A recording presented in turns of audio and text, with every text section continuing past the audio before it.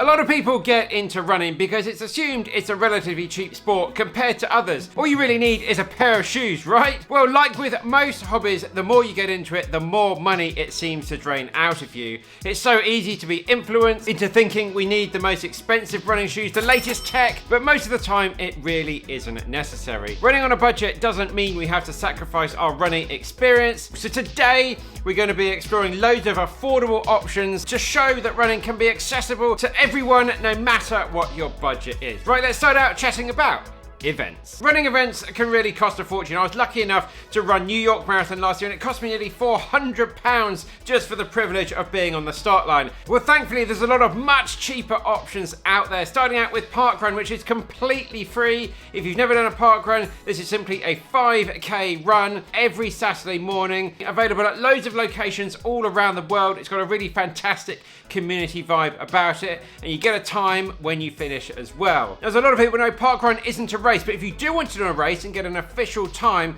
we'd really recommend getting in touch with your local running clubs in the local area. Running clubs are very rarely profit driven, and they like to put on little local low-key races, and all the ones I've ever done have had a fantastic vibe about them. My own club here in London, Serpentine, hosts the last Friday of the month 5k, and it costs just £6 to enter. So what I recommend is just simply Googling your local running clubs. So if you live in Manchester, put Manchester running clubs, Newcastle running clubs.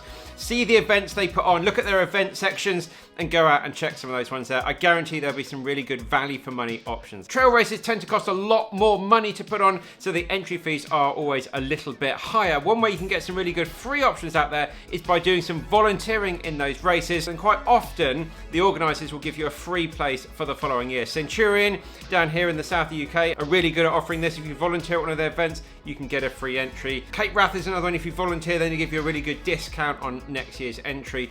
So maybe get in touch with some of your local trail organisations and see if you can volunteer and maybe get a discounted or free entry into the race the year after. Quite often there's a lot of community and group runs if you did live in some of the bigger cities around the world. We've got a big one here at the moment from Tracksmith, put on by our friend of ours called Amrit. He gets so many people turning up every week for this free community group run. They're running at lots of different paces as well. It doesn't cost anything. We'll link to their details down below in London. But as I say, just like before, just Google Manchester, Newcastle, Edinburgh community group runs and hopefully something will come up. A lot of run shops will put these on as well, so maybe get in touch with your local running shop and see if they're putting on some group runs. And then finally, with all of this, join your local running club if you can afford it. My local running club here, £45 for a whole year. They also offer discounts if you're unemployed, over 65 or a student, things like that, for just £20 a year. Fantastic value. Lots of free coaching that you get with that as well. Unlimited group runs. And then finally, Run Through put on a lot of big events all around the UK, a lot of races. I'm not saying they're great value for money, but they're not too bad.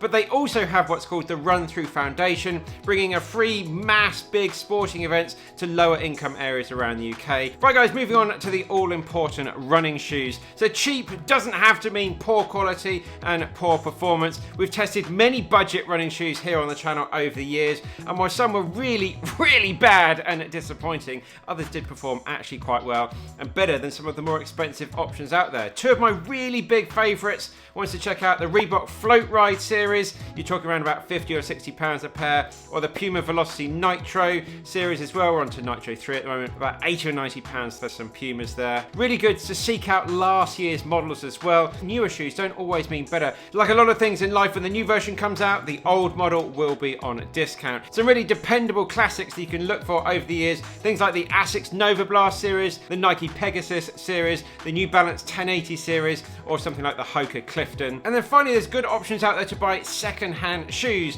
Now, I buy a lot of running shoes every year, mainly to review here on the channel. And because I buy all of them myself to give you completely impartial, 100% honest reviews, we sell a lot of those on eBay and Vinted as well. And these are really good marketplaces to have a look. You can also look at Facebook Marketplace or some of the groups like Running Gear Buy and Sell on Facebook, that people that will sell pretty much nearly new shoes. But a lot of running retailers, you can't send things back.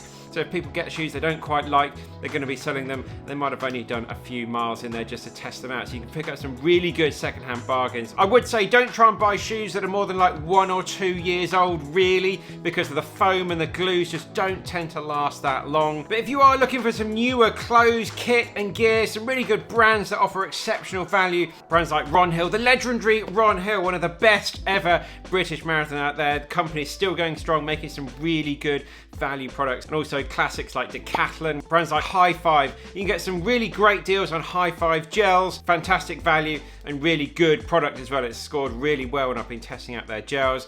Things like Goodar for some fantastic sunglasses, really good polarized options for not a lot of money, and a brand called Atreyu, which is a new running shoe brand out there. We've tested out some of their shoes as well, all being really, really good options. So let me know down in the comments your best running brands out there that offer some really good value and where you'd like to find all of your bargains. And then finally have a look at some sale sections on the website. I've got a sale section on my website and a lucky dip section as well, where we sometimes sell off some slightly damaged or seconds or samples and things like that. So we'll link to that section down below as well. Check out benparks.com, where you can find amazing running hats, technical gear and training plans to help with your running. Now, a lot of people, when they get into running, they don't want to invest too much in new gear. A lot of people say go and get a watch. Now, if you can't really afford a watch, then I just recommend downloading Strava on your phone, and it will track your mileage and your distance and your time and get all those really basic things that you need to be tracking during your running. But if you did want to get yourself a running watch, then have a look at something like the Garmin 55 for around about £150. Fantastic value. It has really all the running data that most people will ever need.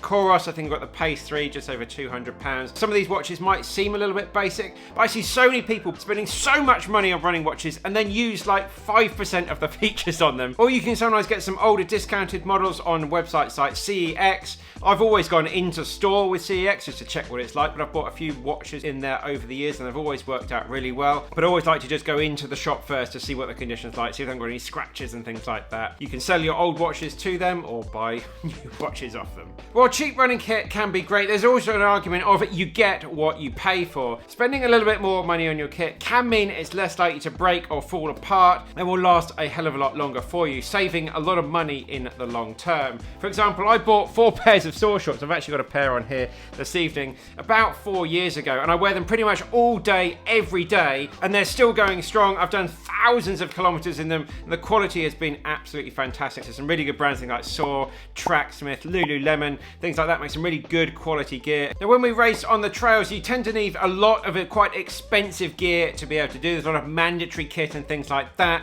Myself and Sarah usually share some of the items that we have with other runners around, and they share some stuff with us. For example, we did a race last year where we needed some spikes. What are they called, Sarah? Micro spikes, and we didn't want to go out and spend £100 on those, so we borrowed some off some of our running friends around. So ask again in your local community, ask in your running club, maybe on Facebook groups and things like that, if you just want to borrow something that's a mandatory kit item for a race. If you can't afford to buy a lot of these things, there is an organisation here in the UK called Into Ultra, which aims to make ultra running a little bit more accessible by providing sort of help and discounted options with race entries, kit and training as well. You can borrow some equipment off them. So if that appeals to you, then again, we'll link to their details down below. Right, 2 more things to go through. Second from last, all about run commuting. I used to really like doing this type of thing back in the day, and I still run to meetings that I have in London as well. It's only up a little bit sweaty, but I'm getting my run done. You'll also save a lot of money on your travel costs, save time because you're getting your run done while you would ordinarily be commuting. So maybe see if that's an option for you. And then finally, looking out for some affordable training plans that can help with your running. Of course, we have these on our website. All of our beginner plans are completely 100% free, no catch at all. Just go on there and download them. We offer a lot of really good value. I feel we do offer really good value with all of the training plans that we have on the website. So if you want to know more all about cheap running shoes and which ones to avoid, we bought the very cheapest running shoes from all the biggest brands out there in the world. So check that video. That's coming up next.